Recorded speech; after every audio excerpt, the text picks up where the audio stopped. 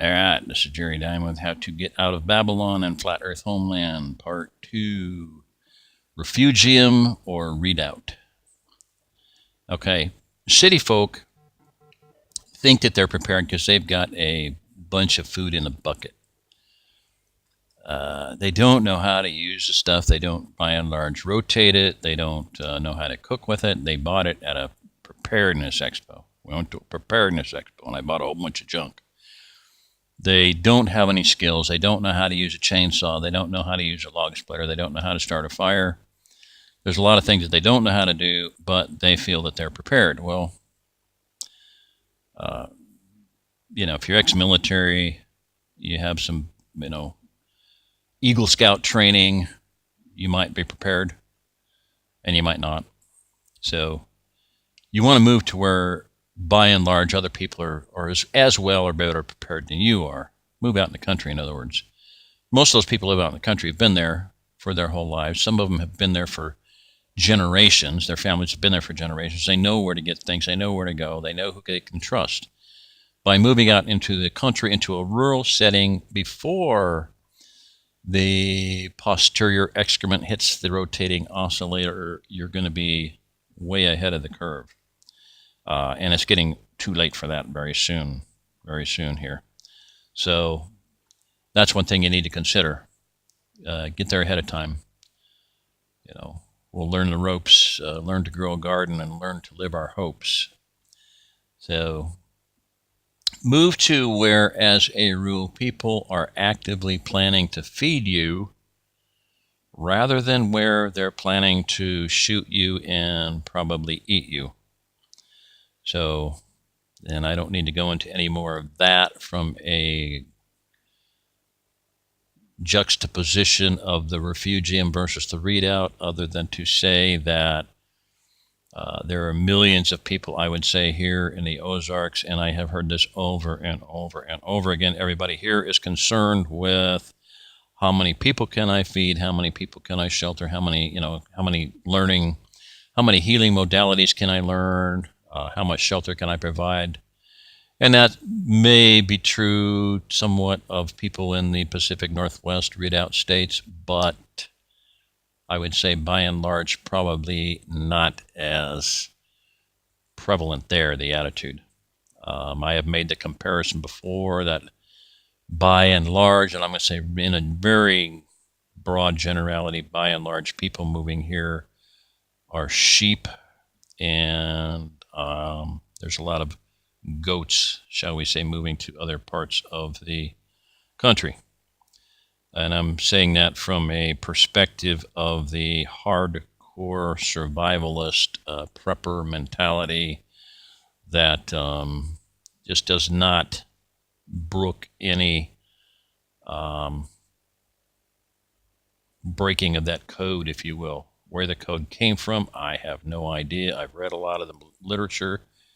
There is a fairly well-defined code of ethics among preppers and survivalists, and where it developed, who developed it, I don't know.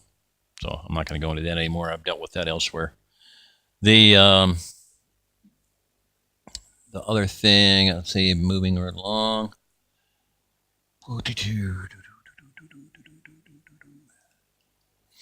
The term refugium, and I'm going to go into that in the slide, so I'm not going to deal with it at length here, but it is pronounced refugium. That is kind of a terminology, and I'm going to go into it more, but Fletch said that was, coined or whatever, or it wasn't, he didn't originate it, and I didn't either, and I'll give credit to where credit is due. David Hankey, who runs the Alford Forest down by Gentryville, he has put on the 37th, I think, annual OzArk Area Community Congress, OACC, OzArk Area Community Congress. I went to one, and just, fabulous vision. A lot of, permaculture stuff, and just that's where I first heard it. In fact, it was about probably the 32nd or 33rd or 34th. I don't know which one it was, but he used the term refugium, and I looked it up, and I'm like, oh my word, this is a word that is power packed and is an absolutely perfect description of the Ozark Plateau. He hit the nail on the head. So that's where the terminology. He didn't invent the word, but he did apply it to the Ozark Plateau, and I have taken that and run with it. So if you want to know who originated the term in regard to the Ozark Plateau, David Hankey. He has taken care of an ancient forest for many decades, has milled out millions of board feet of lumber, and the forest is now in better shape than it was when he first started. He does it according to the ancient principles of forestry. If you look up online and do a search on YouTube or Google and put in OzArk Refugium, well, you pretty much only pick up 3 or 4 hits, I think. One of is why the Ozark Plateau is the Conus Refugium, Continental United States, C-O-N-U-S, capital letters, Continental United States Refugium. It's my video. And then you have a playlist titled Ozark Plateau Refugium. 5 videos in that. That's my playlist. Number 3, Ozark Plateau Refugium. Another playlist, 21 videos. Guess whose video playlist that is? It's mine. And then there is a safe place, Ozark Refugium, and that is the place to start if you're just want to kind of figure out where I'm coming from. That is an interview that was done of me by Pastor Joe Fox of Viking Preparedness and Shofar Mountain at his Kansas farm, High Prairie Acres, sitting at his kitchen table. My wife and his wife and I all got together, had a couple of days there of just some fabulous brainstorming and just real blessing. And he encouraged me to get on YouTube, and that's when I started the How to Get Out of Babylon YouTube channel. So thank you, Pastor Joe. Another shout out to him. And of course, he's shouted out to a whole bunch of other people and, put the Revolting Man kind of on the map, I think. I think they picked up maybe a couple thousand subscribers there. I don't know, quite a few there. They were pretty tickled. So that's kind of where the terminology I've really taken it, and I'm going to go into that with the slides here in a little while. So I'm not going to say any more about that.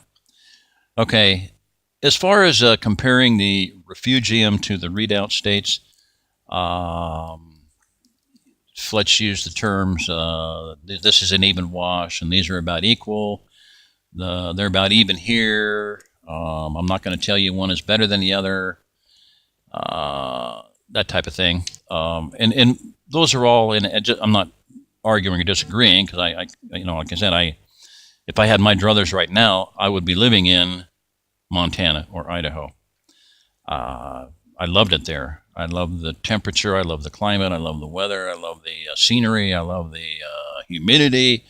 I love the trees. I love the berries running down the edge of the highways all over Idaho. I mean, 30-foot long berry bushes of, about 15 different species and trees and huckleberries and mulberries and, blackberries and raspberries and black raspberries and strawberries and just growing wild and, nothing to eat them.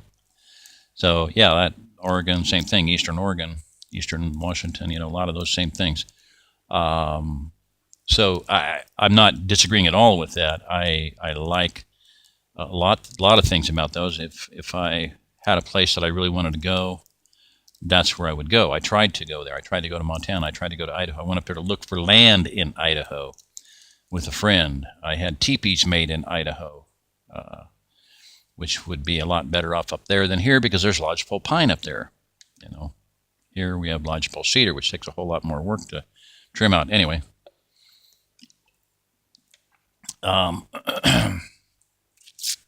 So from a strategic viewpoint is what I'm going to go into. And I'm not going to start on that right now because I said I got some slides set up here, some screenshots. So, but from a strategic viewpoint, I will just say this: there is no comparison. We can talk about tactics all day long. Do you like bugs? Do you like snakes? What kind of ticks do you want to put up with? You know, Rocky Mountain spotted fever or blood-sucking ticks that'll cover your body and look like a cloud. They're so small, the seed ticks are so small that it looks like a grease walking across your leg. Copperheads, you know, cottonmouths, a lot of different snakes here, snapping turtles, you know, whatever.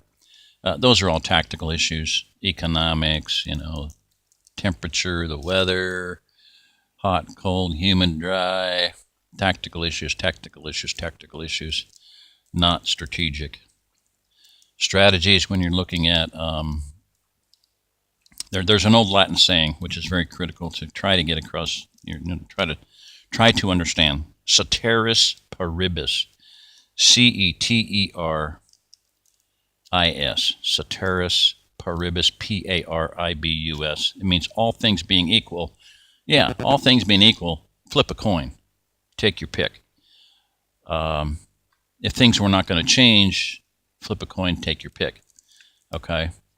If there were not any geographical differences, take your pick. If there were not any geological differences, flip a coin and take your pick. If there were not going to be any political and military changes, flip a coin, take your pick. 6 of one, half dozen the other.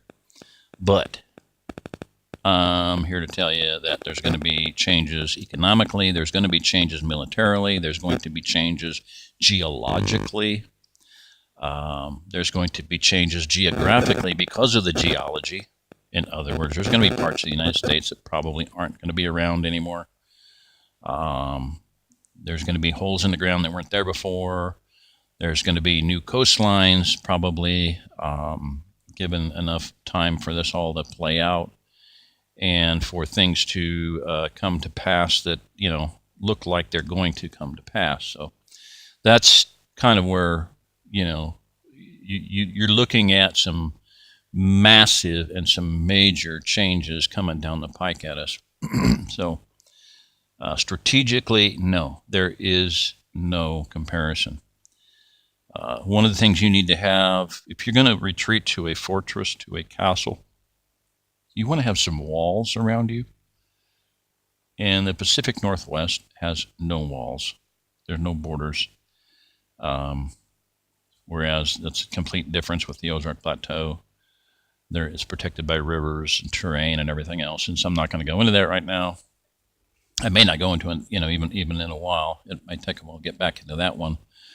But the most important thing, strategically, the most important thing that you need, let me just preface, or let me just throw this out there. I'll get back to it. I've been trying to get back to it. I wrote an article some years ago, and if you email me, I can send it to you, called what are the, and I've been doing a video on it. I may have, you know, I want to get back to it, but what are the requirements for an ideal fortress to withstand a siege? I just came up with 6 things that is necessary. You got to have an internal protected something. You got to have borders. You got to have protected borders, okay? And yeah, well, the OzArk Plateau has those.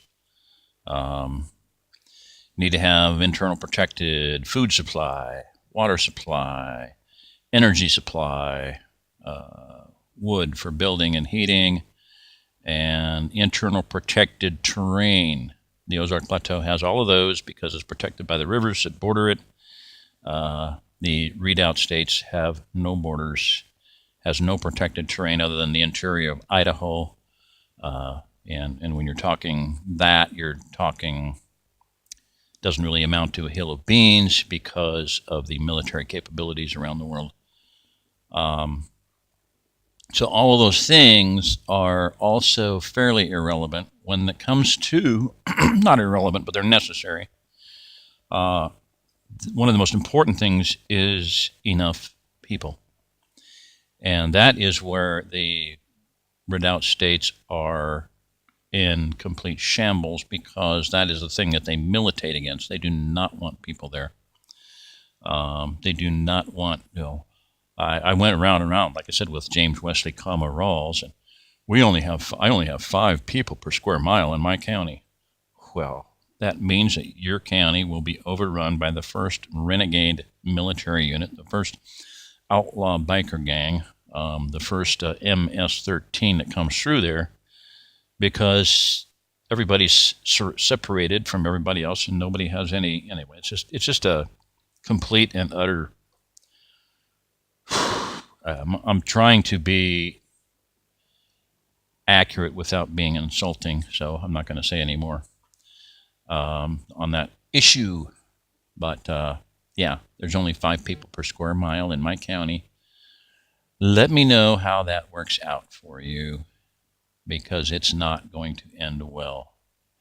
So, food. I have written down here, it makes trusted neighbors. Trusted neighbors do not just happen by accident. That takes time. Now, you can move in and have good people right next door. A family from California just moved in, and the guy came down the road from the hill above him, and he's a caretaker at a 160-acre farm, and I'm like, oh my gosh, you guys did well. There's places in the Ozark you could pull up and start unloading, and the neighbor comes down with a shotgun and says, "You see this line here? Don't cross it." So there's people that are very defensive because they're running a meth lab or who the heck knows. There are places in the Ozarks that are pretty doggone rough. You can watch videos about that on YouTube, But this family did very well. They got a really, really awesome neighbor there. Yeah, I'll watch the place for you. Yeah. Another thing about food, no matter how much food you store, it can never be enough, because we're looking at possibly a protracted conflict, shall we say. The war we fought for freedom 200 years ago stretched on for 8 long years, and hunger pangs did many know. We'll learn to grow a garden worth more than worthless gold, lifeless gold. We'll learn to, and our new borders hold. Yeah, I kind of remember that one from my poem in Last Babylon in my book. But the best way to store food is to grow it, be growing it. Meat on the hoof and crops in the ground. Need to have growing food. That is your fresh food is your best food preservation. Okay, I don't know if that makes sense to you. I hope it does. Greenhouse, yeah, we can grow we can make greenhouses. We built one here. You can heat that with a rocket stove. It doesn't have to be super labor intensive. You can insulate it. You can build it underground. There are designs for underground greenhouses. One is called the Walpini. Look that up. Mike Ehler, Oehler, has built a underground greenhouse up in Idaho 30 years ago. That is the best way to do a greenhouse, if you have the equipment and the capability to do it, or the soil where you can actually do the digging without power equipment. Just like an underground house, earth-sheltered house, have an earth-sheltered greenhouse or an underground greenhouse. Okay. A few other notes, then I'm going to be done. And I'm going to stop this one and start another one.